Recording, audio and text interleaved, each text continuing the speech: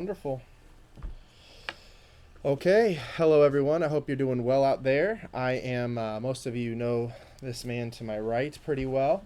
Um, Pastor David Anderson at Faith Baptist Church. I am Matt Favero. I'm the youth director at Faith Baptist Church. I've been attending for a very long time.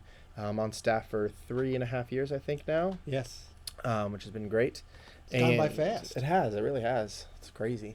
Um, but yeah, tonight we decided to bring our podcast to you on Wednesday night, and this is something that we've been doing for a little while, especially during this COVID-19 pandemic, where we've been isolated away from everyone. And the podcasts are on our website at fbcsarasota.com. You can go over to media, the drop down, and hit podcasts, and that will get you there. We have 5 episodes up there. This will be our sixth.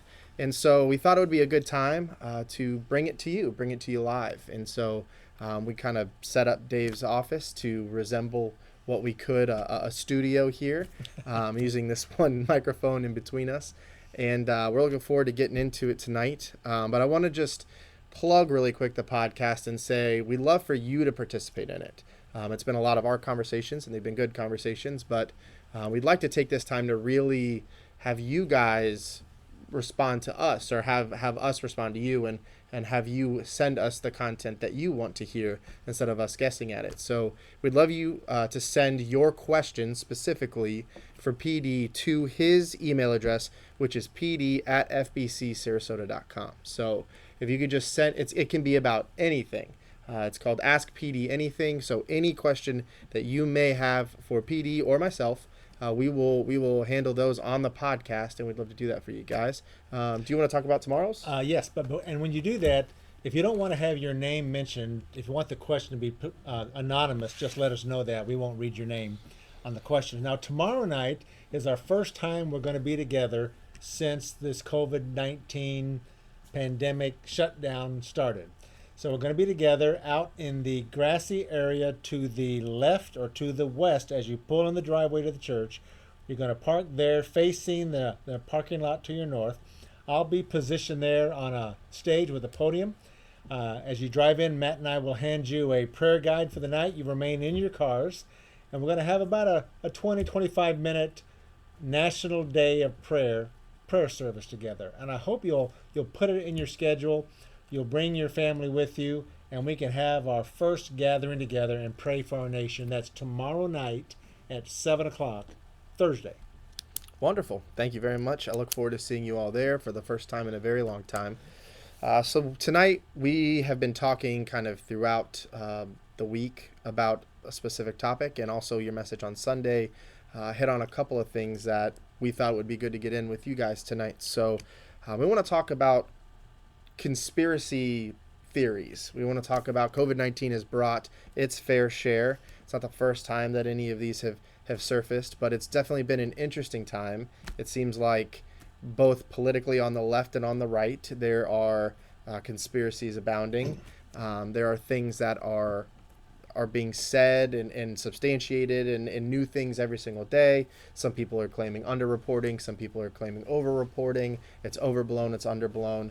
So we really just want to wrap our heads around that. It seems to be the topic of the time, and specifically we want to talk about how Christians would deal with it, how we should deal with it. So I guess just off the top, we want to talk about how involved should a Christian get in conspiracy theories? Well, a good question might begin with would be, should a Christian get involved at all? Sure. And I would say that there's a reason conspiracies exist, and it's because they exist. Perfect. Conspiracies are out there. They have been since the beginning of time. Whether it's governments taking over another government, national conquest, whether it's the corruption of a community or a culture, the throwing of smallpox infected blankets into Indian villages. That was a nefarious plan to wipe out a people by another people. And that's just one small example throughout not only world history, but American history. Mm-hmm. So we know that things do happen that are the result of somebody planning it out and making it happen. That's a human reality. And there's been enough evil in the world to convince us of that. So What I would like to make as a guideline for us as believers is the first thing we have to do is show respect to another believer who is anxious, concerned, maybe preoccupied, even to the point of obsession about a particular agenda or conspiracy, that we don't ridicule them and set them aside as being crazy or Sure. imbalanced, but to realize it's a legitimate concern, particularly American freedom. We have our enemies all around the world. Communists would love to take over America. Socialists would love to get rid of us. We have an enemy right down there in the end of Florida called Cuba.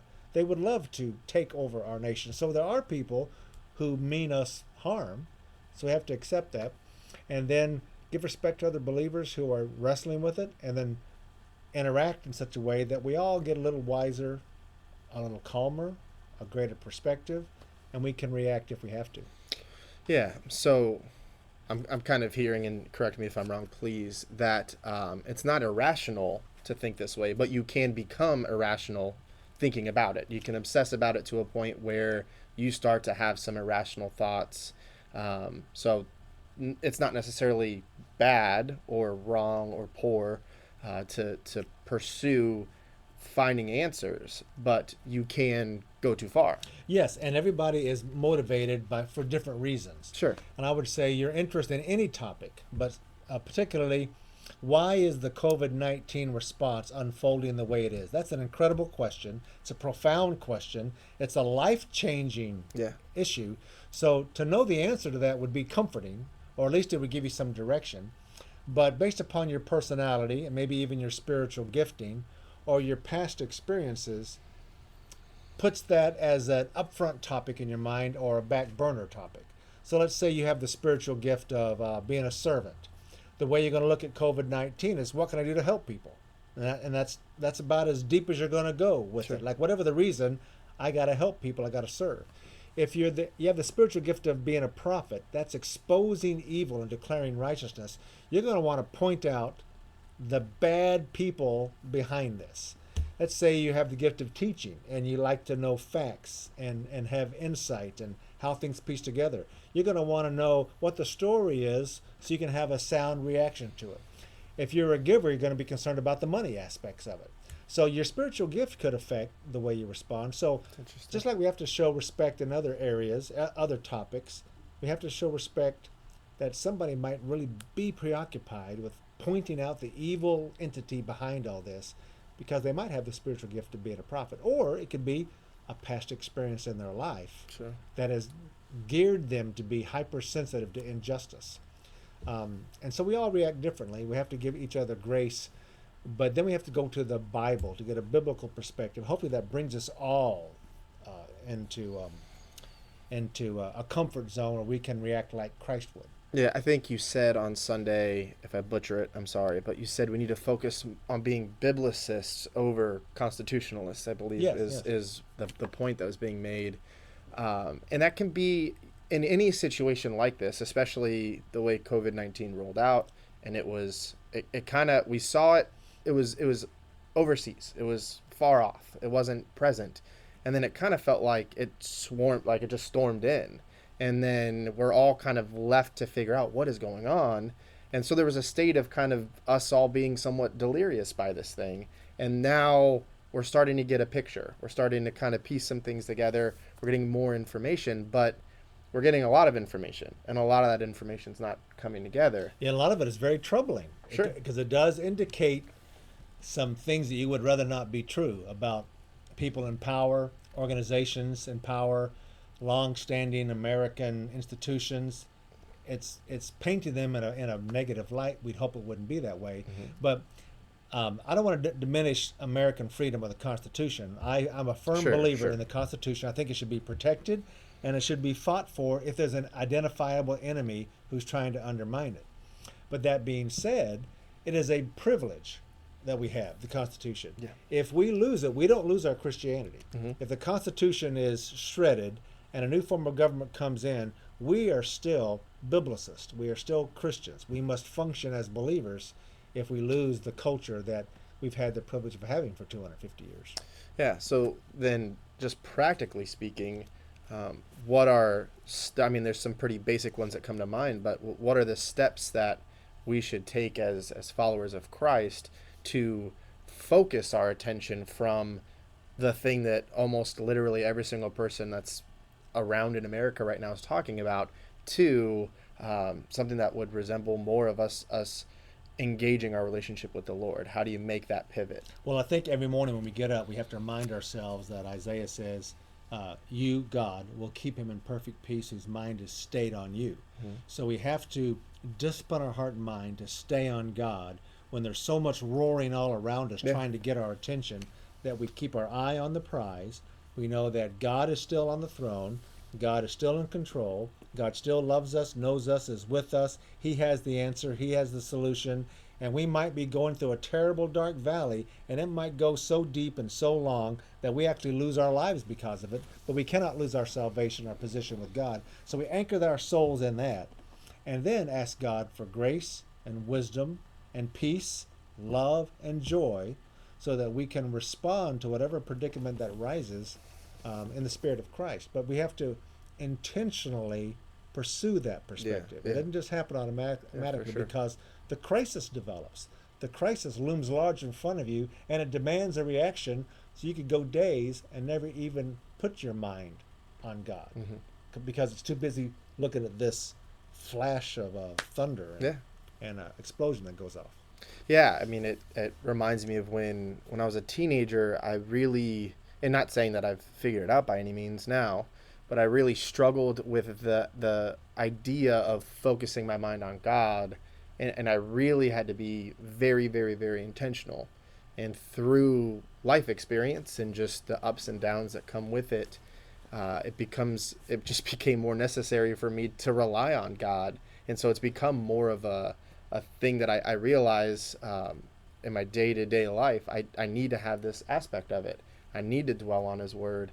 If not, I will not make it, through the day. I No. won't be able to handle what pops up. Well, And, that's and, and yeah, it's got to be done every day. yeah, oh Like yeah, you might have a great Monday, but Tuesday the battle starts all over again. for sure. And that's why Paul said that we are to be renewed and not transformed by the world, but be transferred by the renewing of our mind. Yeah. So we're not to embrace all the things that may be true that are going on out there, but that can't be our primary focus. Yeah, yeah, yeah. That's very well said. And I think going along with that, then, um, I guess basically just like where we're at is we talked about it a little bit during the week, but you have this idea of right now we're confronted with evil. We're definitely confronted with a virus, however it came to be, that is killing people. And you're left with that question of why is this happening? And we've talked about this before, but you run into a problem when you start to ask that question now, because there's stuff like this happening all the time everywhere in the world, and so we're really focused on why is this happening to me now, and Right. it's really our suffering, or whatever version of that, or to the degree that we're suffering, that's spurring this questioning of God at times, but also of people. And so I guess the question, the practical question would be, going along with that, then in the crisis, what would be a trick, a hack, something that you have that would say, I can recognize the crisis so that I can turn my perspective towards God? Does that make sense? Yeah. Well, part of it would be to have a more historical perspective than most of us who live in this time of world history have. To look back further. When I was walking the other day around Benderson listening to the radio, and the interviewer on the radio program was talking to young people who've been impacted by the stay-at-home orders, and it was focusing on high school and college kids. And this is not to diminish the pain, the sadness, and oh, it's too bad of it, but it illustrated something. So they called this one girl, and she was explaining how COVID-19 has affected her. She didn't get to go to her graduation, didn't get to have her prom, so she had a prom dress, had a graduation party planned, didn't get to stand up in front of her family and have them cheer for her 12 years, that she worked 12 years to achieve this, had to cancel her spring break trip, and then her parents had bought her a cruise with some of her friends for her graduation that she can't take. And of course, and she's 18 Yeah, years yeah. old. That's her world. She's sad. She's missing it. This has really been tremendously discomforting. And the interviewer said, "Oh, that's terrible. That's too bad." But I'm listening to it, thinking that isn't suffering at all. Sure. Doing without luxury, doing without honor and prestige, is not really suffering historically. Yes. Having your limbs ripped off your body, being fed to animals, being burned at the stake, having your family arrested out of your house, that's suffering. But we're at such a point in our lives, even as believers, that any inconvenience, any loss of a big plan we had made is actual suffering. And so when it is, that looms so large in our mind, we can't see the goodness of God around us, because to us that is suffering. But imagine you're in poverty, you're hunted down by the government, your faith has no power in the society at all, which is the early church for 200 or 300 years. And then you So I just want to make sure we're still okay. on. All right, we should be good. Yeah. that you Sorry. you're suffering horrendous pain, yet you're told to be faithful to Christ. And there's not going to be any change in your life. From that point to the day you die, you're going to be persecuted, you're going to be hunted down, and you might be able to get married before you die. You might have children, but should you bring children into the world where Christians are being hunted down? That's what believers had to deal with for centuries. So we have to reframe what it means to suffer. I don't think it means to be inconvenienced or to have a moment of sadness or to lose an opportunity. Sure.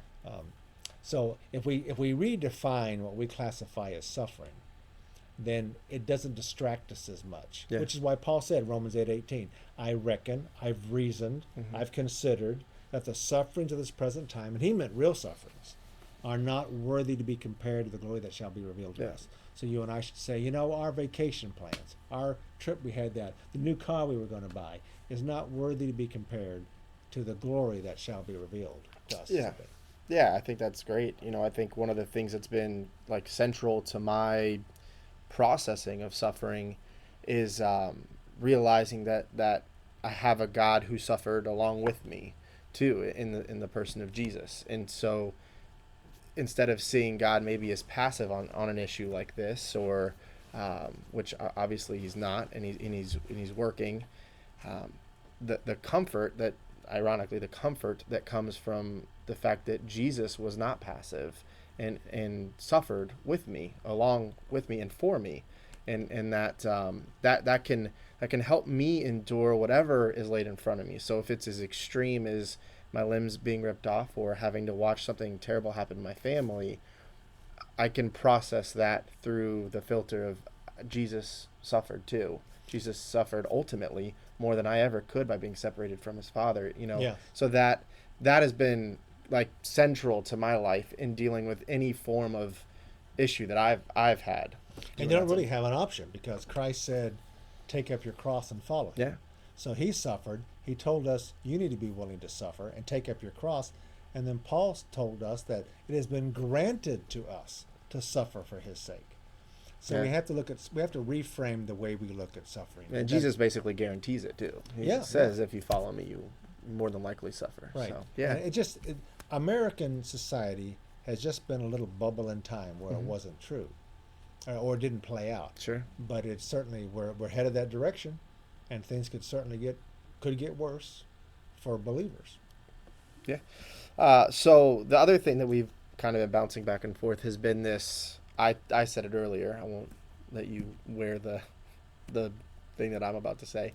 But as I was saying, now everyone has a public persona on social media, but we also have a private persona. And that's been something for most of human history, has only really been the upper, wealthiest society members, or in kind of recent times, the celebrities, where they really had kind of two options. They could portray something and then be something privately. We all have that now with social media. And so in this self-isolated social distancing time that we live in, really that's kind of been our only contact with anybody else outside of our family and the people who are going the wrong way down the grocery store aisle. And so the I guess the question that I would have is, since we know we are Christians and we're going to be Christians on these public displays, these social media platforms, how should we go about displaying or balancing maybe what we display? What would be your, because a lot of people right now are, everybody, not just specific types of people, everybody's posting a lot because that's all we basically have to do. How should we balance what we portray? Well, we have to first be committed to being people of integrity. And by integrity, I don't mean that if you feel mad, you express anger. That's not necessarily integrity. Integrity is being true to the principles you claim you live by. Sure. So to be true to those in what you say, in what you do, and as best you can do in what you feel and think. So it begins in your thoughts, because you've heard the phrase, you sow a thought, you reap a deed. You sow a deed, you reap a habit. You sow a habit, you reap a character. You sow a character, you reap a destiny. Yeah. It all begins with what you're thinking. So if we want to project the right image to the world or to other believers, we have to first decide what is the image I'm supposed to be broadcasting. Yeah. And I have to make sure I live up to that first here in my heart, privately. And then I'm not projecting a falsehood. I'm simply letting myself be true to who I am or who God Sure. wants me to be, and it's out there for people to reject or accept. But when we're trying to market ourselves, we lose our true perspective, and we then look at what propels my name forward, what enhances my project, what moves traffic on my site. Yeah. And that's when we start to be false. So there's many people who are presenting, great lives, activities, fun things, but that's not the way they really feel or think or are living. Sure. But they want to look good to everybody, and that's how we become fake, unintentionally. Yeah. Because it's the result we're looking for, not the true intent of the heart. Yeah, no one's posting the picture of the family where the dog's not getting in the picture and the kid's crying and the kids are fighting in front of them and mom and dad are arguing. That's not the picture that's typically going and to most be. because people don't want to watch it because they can just turn around and see it in their own lives. Sure, So sure. why should I look at you doing it on the screen? Yeah. So then, from a Christian's standpoint, how concerned should we be? Maybe not concerned is the right word, but how should we portray the things that do interest, that pique our interest via social media, that everybody's sharing and everybody's doing, but also balance that with our testimony of being followers of Jesus Christ? Well, it's the same way we used to ask about how much of your life should be entertainment, how much should be recreation, how much should be study, how much should be service, how much should be rest. Yeah. Right. So everything needs to be in balance. And for every person, it's a little bit different. For instance, Jerry Falwell, and I hear that President Trump's the same way, Jerry slept about 4 hours a night his whole life. Sure. So he could do things at a higher intensity level for longer than everybody around him. Yeah. So him staying up to midnight, getting up at 4, was not undermining his efficiency at all. For most of us, 4 hours of sleep for 2 weeks, we will become non-functional, ineffective. So you have to look at what you're capable of, how you've been gifted, how you've been equipped, and then balance out your time in a way that keeps you well-rounded. An imbalance in any one issue can throw your whole life out. So we have to keep even our spiritual quest in balance. You mentioned earlier about something about extreme and being obsessed with something or out of balance with it. But let's say you're a Calvinist or an Arminian. So somebody who fully believes that every decision is up to man and God simply lets man choose everything. Whatever man does is going to happen. And then a full-bore, heavy Calvinist who believes in predestination. Well, nothing's wrong necessarily with one of those beliefs because you could argue it theologically. Sure. But what you do with it, how you focus on it, and how you apply it to extreme is where the problem comes in.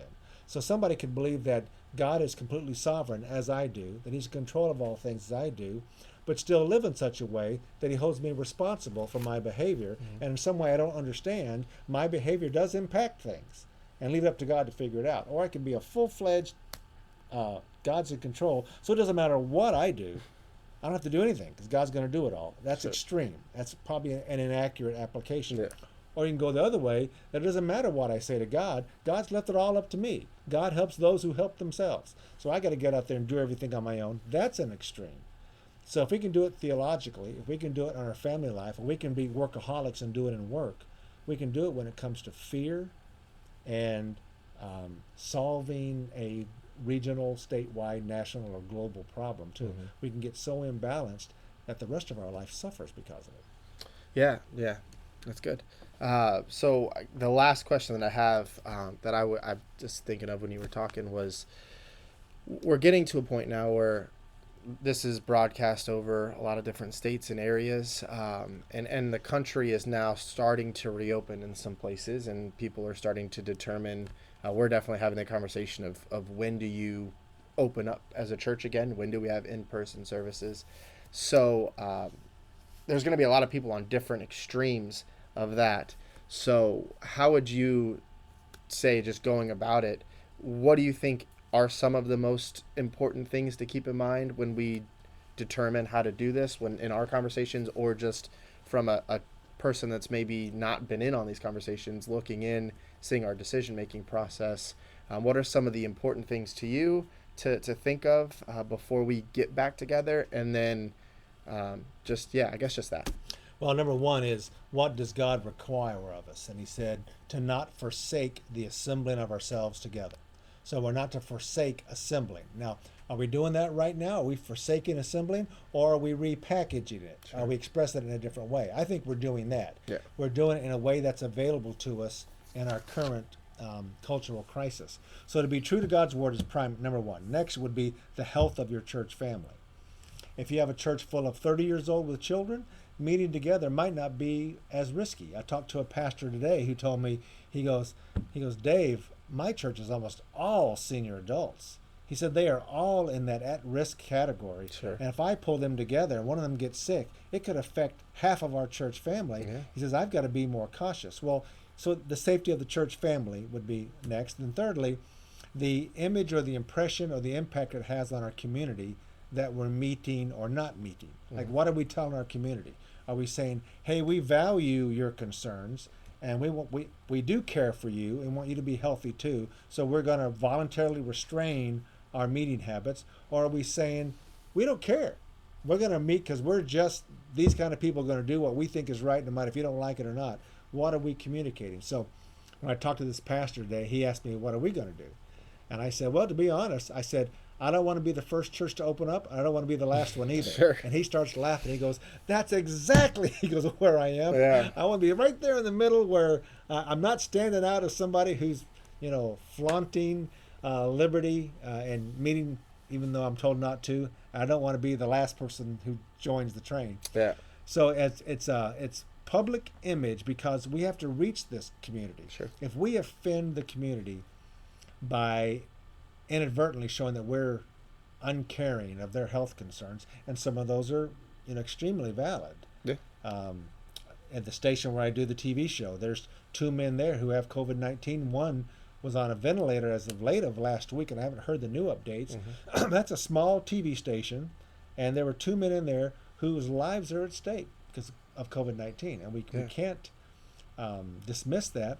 The missionary family I talked about yesterday, the Merritts, missionaries of the Navajos, they have dear friends about 100 miles away, where the pastor died, his wife died, and one of his sons died, all in the last 2 weeks from COVID-19.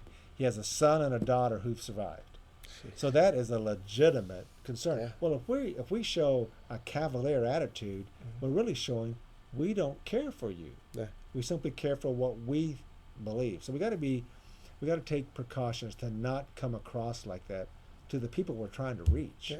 And so that's got to be factored in there in some way. Awesome. Well, I can. I definitely know it's uncharted territory. And some of the other podcasts that you guys can listen to, we've talked about how pastoring through a pandemic, no one's really in as far as someone that's still alive today really had to do it to this extent, where the church is shut down. We're trying to figure out, we're scrambling, trying to buy equipment and trying to figure out how to get this stuff going so we can still produce content. So I'm glad that we're having those conversations. And it's never happened where it's been globally. Sure, It's happened in regions, but never globally has the entire, say, Church of Christ foregone mm-hmm. going to church. Yeah. And then not only with that, but to have an entire, like our continent, North America and North America, Canada and America, the economy is shut down. Mm-hmm. That has nothing to do with health, but it affects health profoundly Sure. It'll have long-term effects for maybe even a generation. That people who have just now lost their jobs, they can't buy food, they can't pay their rent, they're going to be homeless as soon as the restrictions are taken off on evicting people. They're going to be homeless with no money and no job. That's going to affect health. The Native American tribes are being devastated. I saw an article yesterday where the Choctaw Nation, back in the potato famine with Ireland, one of the things the Choctaws did, the Choctaws sent money equivalent of about $5,000 today, but at the time it was like $150. But these were the poor Choctaws who were being marched into Oklahoma in the Trail of Tears. They heard about the Irish potato famine, and they voted as a tribe to send them some money. Well, the nation of Ireland so appreciated that they have a monument made of these enormous metal feathers, these giant arrows with feathers on the end, in tribute to the Choctaw Nation. Well, this week, the nation of Ireland gave, I think, about $1 million to the Navajo Nation, returning the favor to Native Americans that the Choctaws did for them when they were in need, because the Navajo tribe is being decimated by COVID-19. Wow. So, and that's an act of kindness that would fall in line with Christianity. Yeah. You know, taking on other people's burdens and seeing them as being worthy of your effort and your concern. Yeah, it seems like the church will have to pivot again. We've pivoted to this, and now we'll have to pivot again to ministering to people that are dealing with the effects of this, whether that's a long-term health effect, whether this potentially happens again if it is a seasonal thing.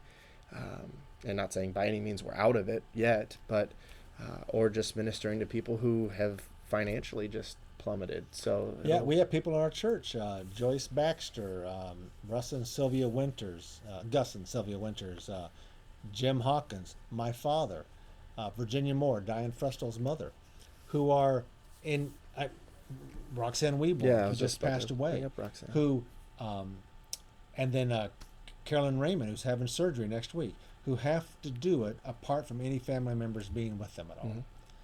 And that is a trauma. That is a suffering of your loved one is in a hospital sick and dying, yet you can't visit them, a pastor can't visit them, and they may spend their last days with nobody they know. Well, that is a sad aspect of suffering, and it will have some effects, and it might not show up until the fall, when people who had to watch from afar their loved one pass away or get through this whole thing by themselves has to deal with that regret and guilt. And we have a lot of issues coming because of all this. Yeah. So I think one of the things that I have kept in mind, I've tried to at least keep in mind, is don't forget to pray, and don't forget to pray for people, and do it frequently. And I think when we go to, a lot of the discussion around COVID-19 has become interesting, and it's, fiery material, and it's providing us with a lot of, conversations, but there's a thing behind all of this. There's a virus that is killing people and devastating the world's economy, and so to just keep that in mind as we bring our petitions to God, to bring that petition to God and saying, God, we know you're sovereign in this situation, but do with it what you will, but be with these people and help us, the church, minister to these people. So that's a good closing thought. Did you have more you want to talk about, or should we go ahead and pray? No, we can go pray. Let's do that. And then before we pray, let me remind you, tomorrow night at 7 o'clock, please make every effort to come out here and join your church family. Stay in your cars. Matt or I will come by and give you your prayer sheet, and then we'll all have prayer together. You have your phone in your car with you. You can pull up the live stream, and you'll be able to hear just fine, and we'll have a great time together. But let's pray now.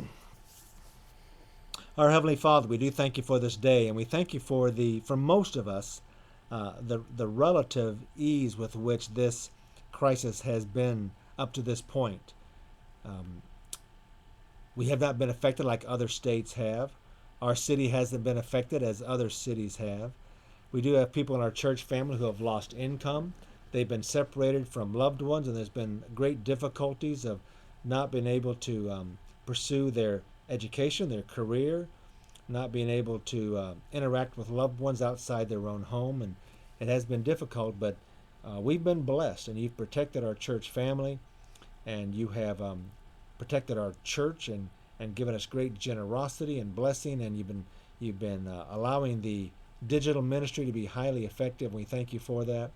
But we pray that as we begin our journey out of this struggle, that we will recommit to being fully engaged with one another, fully engaged in your word, submitted to your spirit, and with our eyes open for opportunities to minister, that our church might be stronger when this is all said and done than it was when we went in back in March.